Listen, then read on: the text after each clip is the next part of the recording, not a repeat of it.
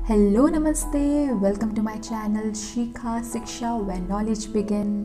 तो आज के सेशन में हम FSSAI के मेंस एग्ज़ाम के रिलेटेड बात करेंगे, जिसमें मैं आप लोग को कुछ टिप्स एंड आइडियाज़ दूंगी रिगार्डिंग योर मेंस एग्ज़ाम। तो अभी बहुत लोगों को बहुत कन्फ्यूजन है कि कैसे प्रिपेयर करना है, क्या करना है, और टाइम भी बहुत कम बचा है, लेकिन ऑलरेडी बहुत सारा टाइम मिल चुका है जिसमें काफ़ी बच्चों ने अच्छी तैयारी कर ली होगी। पर मेन तैयारी के साथ आपको एक स्ट्रैटेजिक प्लान होना चाहिए, जिससे कि आप अपना एग्ज़ाम को बहुत ही अच्छे तरीके से दे पाएँ। तो मैं आपको एक ओवरऑल आइडिया बता दूंगी कि अगर आपको लास्ट मिनट कैसे प्रिपरेशन करना है, ठीक है। तो अभी आप यहाँ देख सकते हैं कि यहाँ 7 लेवल के जो पोस्ट हैं उनके एग्ज़ाम पैटर्न दिए गए हैं। तो एग्ज़ाम पैटर्न आपका पेन एंड पेपर मोड से होगा। ये तो क्लियर है कि रिटन एग्ज़ाम होने वाला है, तो पेन एंड पेपर का यूज़ करना है। एंड पेन का आपको छोटी छोटी चीज़ें ध्यान रखनी है। जो पेन आप यूज़ कर रहे हैं, it should not be gel pen, क्योंकि एग्ज़ाम लिखने जा रहे हैं तो बॉल पेन मोस्ट इंपॉर्टेंट है। क्योंकि कभी भी ट्रांसपोर्टेशन के टाइम अगर पानी वगैरह लग गया तो जेल पेन का चांसेस है आपके पेपर के आंसर्स ख़राब हो जाएँ। तो हर माइन्यूट चीज़ का ध्यान रखना है, केयरलेस नहीं होना है। एंड लैंग्वेज पे आते हैं तो आपका प्रेफर्ड लैंग्वेज इंग्लिश या हिंदी, जो भी आप चूज़ कर सकते हैं, जिस पे आपको पेपर देना है। क्लियर। डिस्क्रिप्टिव है, मतलब आपको रिटर्न फुल लिखना है। अब हम आते हैं टाइम पे। टाइम आपका 120 मिनट्स दिया, दैट इज़ योर 2 आवर्स। तो 2 आवर्स में आपको क्या करना है, अपना इक्वल टाइम डिस्ट्रीब्यूशन करना है ईच सेक्शन में क्वेश्चन के हिसाब से। तो आपके क्वेश्चन डिवाइड हैं आपके 3 पार्ट्स में, that is your A, B and C। तो जो आपका A पार्ट है वो आपका उसमें आपके 2 क्वेश्चंस हैं जो कि कैरीज 10 मार्क्स ईच, तो आपका टोटल हो गया 20 marks.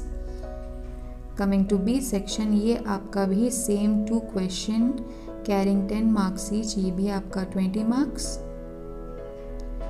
And then C section carries 4 question, that is carries 15 marks, so it comes to 60 marks. तो आपके टोटल हो गए ये आपके 100 मार्क्स। तो आपको 120 मिनट्स में 100 मार्क के क्वेश्चन करने हैं।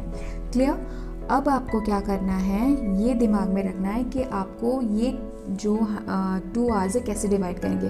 तो जो 10 मार्क्स जो आपके 10 मार्क्स के क्वेश्चन हैं, ट्राई कीजिए to complete it with 8 to 10 minutes. और जो आपके 15 मार्क के क्वेश्चन हैं, try to complete it with 15 to 18 minutes. तो इससे क्या होगा कि लास्ट के एटलीस्ट आपके पास 5 to 10 मिनट्स बच जाएगा आपके रिवीजन के लिए। क्लियर। तो ये स्ट्रैटेजी के साथ अगर आप अपना पेपर देंगे विथ योर कॉन्सेप्ट क्लियर और इन्फॉर्मेशन के साथ, तो आपको कोई रोक नहीं सकता है to clear that exam. Okay, moving on to your syllabus. जैसा कि ये एग्ज़ाम फर्स्ट टाइम हो रहा है और आपको कहीं से भी इसका प्रीवियस ईयर नहीं मिलेगा, तो most important you have to stick to your syllabus में जो भी टॉपिक दिया गया है आप क्या कर सकते हैं। मान लो अगर आपका जैसे आ गया पार्ट ए में एथिकल एंड अंडरस्टैंडिंग का, तो जो भी मैनेजमेंट के ऊपर या स्ट्रैटेजी के ऊपर जो भी है, आप इसको गूगल कीजिए, वहाँ से जो इन्फॉर्मेशन मिलेगा उसे नोट डाउन कर लीजिए। अब जैसे हम पार्ट बी में जैसे आते हैं, जैसे ईट राइट इंडिया मूवमेंट के बारे में, तो जितना भी इन्फॉर्मेशन आपको गूगल से मिले, make sure you make notes of it. Points बना लीजिए कि हाँ कब ये स्टार्ट हुआ था, इसके क्या क्या प्लान्स है इसके अंदर। अब जैसे इसके इनिशिएटिव्स क्या हैं, FSSAI के इनिशिएटिव्स क्या हैं, रोल्स क्या हैं, तो you have to jot down all the points so that आप उसको एग्ज़ाम में प्रेजेंट कर सकें। ठीक है, मैं लास्ट में बताऊंगी कि आपको पेपर किस हिसाब से लिखना है सो दैट वो प्रेजेंटेबल लगे। ठीक है, ओके। तो वैसे ही जैसे आपका ये जॉइंट डायरेक्टर का ये हो गया सिलेबस, तो बस मेक श्योर आप सिलेबस आपके दिमाग में होना चाहिए कि क्या क्या टॉपिक्स है और क्या क्या आप हर चीज़ पे कवर अप करके जाइए। अब जैसे ये 10 मार्क्स का है, तो आपके दिमाग में आना चाहिए कि 10 मार्क्स से रिलेटेड जितना भी आप पॉइंट लिखोगे उतना ही नोट्स हो जाना चाहिए। और ये वाले टॉपिक जो सेक्शन C है, दैट कैरीज योर 15 मार्क्स, तो वैसे ही आपको ये सारे टॉपिक्स है, हैसिव से लेके ये जो भी एलोजेंस वगैरह है, सब कुछ आपको क्या करना है, 15 मार्क्स के हिसाब से आपको नोट्स तैयार कर लेने हैं। ये सारे हो गए। वैसे ही सिमिलरली आपके बाकी central food safety officer, technical officer, इन सभी के बारे में है। ये सारे टॉपिक्स मेक श्योर करें कि जितना कोशिश करिए आप सारे टॉपिक्स जितने भी हैं सब कवर करके जाइए, सभी इंपॉर्टेंट है, किसी में से कुछ भी क्वेश्चन पूछ सकता है। फोर्टिफिकेशन और रिसेंट एडवांसमेंट जो भी है आप सब देख सकते हैं, और ये सारी चीज़ें आपको साइट में भी मिलेंगी। ये देखिए ये सब हो गया। सेम असिस्टेंट डायरेक्टर का आपको, असिस्टेंट डायरेक्टर टेक्निकल का भी देखेंगे। ये जैसे आपका सेक्शन में जनरल एबिलिटी आ गया, तो आपको क्या है सिचुएशन एनालिसिस, आपको मान लो कुछ एक दिया होगा मेंटल एलिजिबिलिटी का, जैसे कुछ भी एक पैराग्राफ दे दिया जाएगा, तो उससे आपको एनालिसिस करके उस सिचुएशन को उसी हिसाब से लिखना है, ठीक है। तो ये आपका 10 मार्क्स का हो गया। वैसे ही आपको ये सेम सेक्शन, बहुत सारे पोस्ट के सेक्शन भी सेम हैं, बहुत सारे कॉन्सेप्ट टॉपिक्स ओवरलैप करते हैं, तो आप सभी के लिए कॉमन मैं बता दे रही हूँ। जैसे पैकेजिंग एंड ऑल, ये लाइसेंसिंग, ये बहुत इंपॉर्टेंट है। लाइसेंसिंग एंड रजिस्ट्रेशन बहुत इंपॉर्टेंट टॉपिक है, इससे क्वेश्चन आ सकते हैं। वैसे ही initiatives and etcetera. Section C का भी आप सेम देख सकते हैं। ये सारे क्वेश्चंस मतलब टॉपिक्स। अब ये फूड प्रिजर्वेशन एंड प्रोसेसिंग, ये बहुत इंपॉर्टेंट है, आपको कॉमन दे देगा कि फूड प्रिजर्वेशन मेथड्स क्या क्या हैं। तो आप सिर्फ हीट प्रोसेसिंग नहीं लिखेंगे, आपको साथ में पैस्चराइजेशन, कैनिंग वगैरह पॉइंटर्स डाल के सब कुछ कवर अप करना है, ठीक है। ये हो गया। असिस्टेंट डायरेक्टर का भी सेम।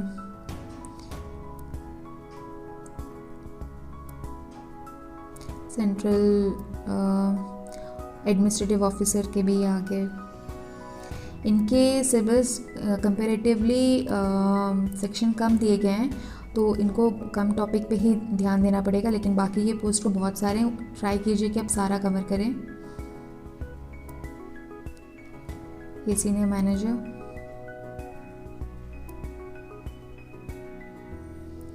क्लियर। तो अब मैं आप लोग को बता देती हूँ कि आपको क्या करना है। सबसे मोस्ट इम्पॉर्टेंट नीटनेस एंड मतलब क्लियर हैंड राइटिंग में आपको लिखना है, सो दैट जो पढ़ने वाला वो इरिटेट ना हो जाए कि जब उसे समझ में नहीं आएगा क्या लिखा है, तो ऑब्वियसली वो आपके मार्क्स कम करेगा। तो आपको नीट करना है, और स्पेसिंग का ध्यान रखना है कि हर एक पैराग्राफ के बाद आपको स्पेस देना है। कहीं कहीं आप पॉइंटर्स भी डाल सकते हैं, पॉइंट्स में लिख लेंगे तो और भी अच्छा रहेगा, पॉइंटर्स का भी यूज़ कीजिए। एंड कहीं हो सके तो फ्लो चार्ट का बनाना से और प्रेजेंटेबल लगेगा। तो ये सारी चीज़ें, अगर बेसिक चीज़ें का ध्यान रखने से आप लोग को एग्ज़ाम क्रैक करने से कोई नहीं रोक सकता है। सिंपल बेसिक चीज़ों का ध्यान रखना है, कॉन्सेप्ट क्लियर रखना है, और जैसा मैंने कहा था कि आप लोग को टाइम वेस्ट नहीं करना है प्रीवियस ईयर पेपर सर्च करने के लिए, क्योंकि आप जितना भी सर्च कर लेंगे आपको ये अभी नहीं मिलने वाला, क्योंकि this is the first time descriptive हो रहा है। एंड डिस्क्रिप्टिव एग्ज़ाम में आपको आपके टॉपिक जो भी सिलेबस में टॉपिक्स दिए गए हैं, आप लोग को वही टॉपिक से ही आएगा क्वेश्चन। तो आप क्या कर सकते हैं, जैसे मैंने आपको कहा है कि आपको गूगल करके वो सारे टॉपिक्स के बारे में इंफॉर्मेशन ले लेनी है, और उसको एक नोट करके रख लेंगे तो और भी अच्छा रहेगा, ताकि आप लास्ट मिनट उसको रिवाइज़ कर सकते हैं, ठीक है। कुछ दिन बचा है, अच्छे से मोस्ट इम्पॉर्टेंट है आपको अपना हेल्थ का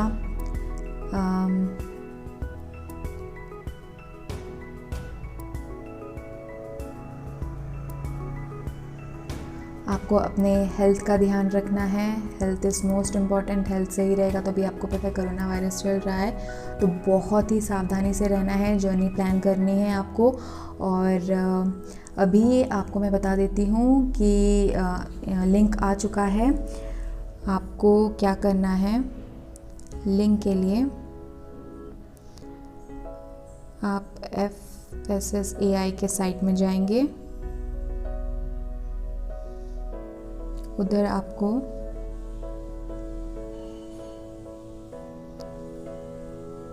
जॉब सेक्शन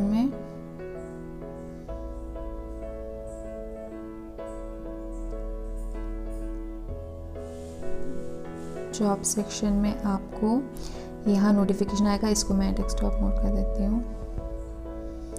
यहाँ आपको सारी दिया गया है, ये जो अभी रिसेंट निकला है, जो आपका लिंक एक्टिवेट हो चुका है जहाँ आप अपना सेंटर प्रेफरेंस दे सकते हैं। तो ये सेंटर प्रेफरेंस आपका, अगर हम इस लिंक पे क्लिक करेंगे तो ये आपका यहाँ ऐसे आ जाएगा।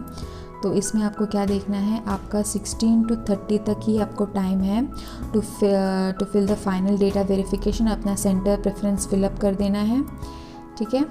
तो इसके लिए ये रहा आपके डेट, अभी एग्ज़ाम्स के टेंटेटिव डेट ये दे चुके हैं, जैसे कि आप देख सकते हैं। और फिर आपको इसमें क्या करना है, यहाँ से जाने के बाद आपको एप्लीकेंट लॉगिन पे क्लिक करना है। चाहे तो इससे पहले आप एडवर्टाइजमेंट भी पढ़ सकते हैं। एप्लीकेंट लॉगिन पे जाने के बाद यहाँ लॉगिन पेज आ जाता है। तो यहाँ आपको अपने रोल नंबर डालने और OTP जनरेट हो जाएगा। अगर आपको आपका रोल नंबर याद नहीं है तो सिंपली आप क्या कर सकते हैं, फॉरगेट रोल नंबर करने से आपको आपके ईमेल आईडी, मैं दिखा देती हूँ। फॉरगेट रोल नंबर करने से आपको आपके रजिस्टर्ड ईमेल आईडी आपको यहाँ टाइप करने और गेट करने से आपके रजिस्टर्ड ईमेल आईडी में वो सेंड हो जाएगा आपका रोल नंबर, सो दैट आप वापस जाके इसे आराम से लॉगिन करके OTP जनरेट करके खोल सकते हैं। इसके बाद क्या होगा, आपका वेरिफिकेशन प्रोसेस आएगा। वेरिफिकेशन में आपको सारा आपके फ़ोटो रहेगा, पासपोर्ट फ़ोटो, सिग्नेचर और बाकी डिटेल्स, इसको आपको सबमिट करना है एंड देन अपने प्रेफरेंस डाल देने। तो ये बेसिक चीज़ ध्यान रखना है। और keep on checking your website check करते रहना है। सारे नोटिफिकेशन यहाँ आप ये लिंक करने से पहले आप नोटिस पढ़ सकते हैं। बाकी चीज़ों के लिए अपडेट होने के लिए आप ये सब देखते रहिए। और बाकी मोर गाइडेंस के लिए please subscribe to my channel, share it and like if you really liked it. Thank you.